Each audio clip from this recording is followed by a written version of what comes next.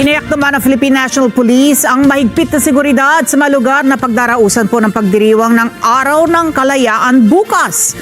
Inilagay na rin sa full alert status ang lahat ng unit ng PNP bilang paghahanda. Vic Sumentak para sa detalye.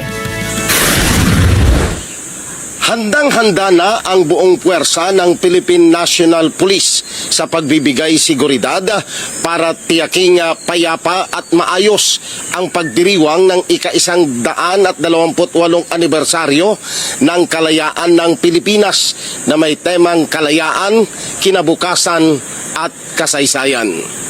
Pinaigting na ng Philippine National Police o PNP ang seguridad sa paggunita ng ika-128 anibersaryo ng kalayaan ng Pilipinas bukas June 12, 2026. Sinabi ni PNP Chief General Jose Melencio Nartates Jr., lahat ng mga regional police office sa buong bansa ay nakalatag ang kanilang security plans at preparations, katuwang ang mga local government units o LGUs para masigurong payapa at ligtas ang Independence Day celebration.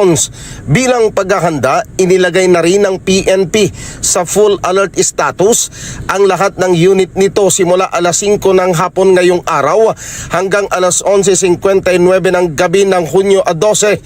Ayon kay General Nartates, sa Metro Manila ay nag-deploy na ang National Capital Regional Police Office o NCRPO ng 12,414 na PNP personnel at force multiplier.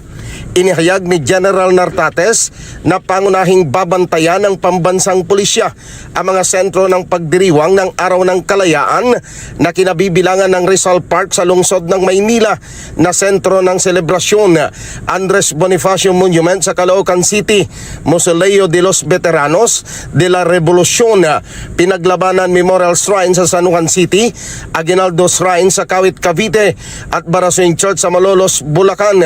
Niliwanag ni General Nartates na walang natatanggap ang pambansang pulisya na anumang banta sa seguridad ng bansa at ang nationwide security preparations ay may kaugnayan sa PNP Focus Agenda under Enhanced Managing Police Operations sa mga major national events.